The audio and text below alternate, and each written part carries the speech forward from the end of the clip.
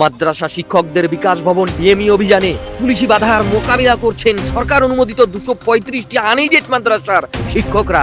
গণতান্ত্রিক পদ্ধতিতে মিছিল করে ডিএমইকে ডেপুটেশন দেওয়ার অধিকারটুকুও কেড়ে নিতে চাইছেন পশ্চিমবঙ্গ সরকারের দলদাস পুলিশ।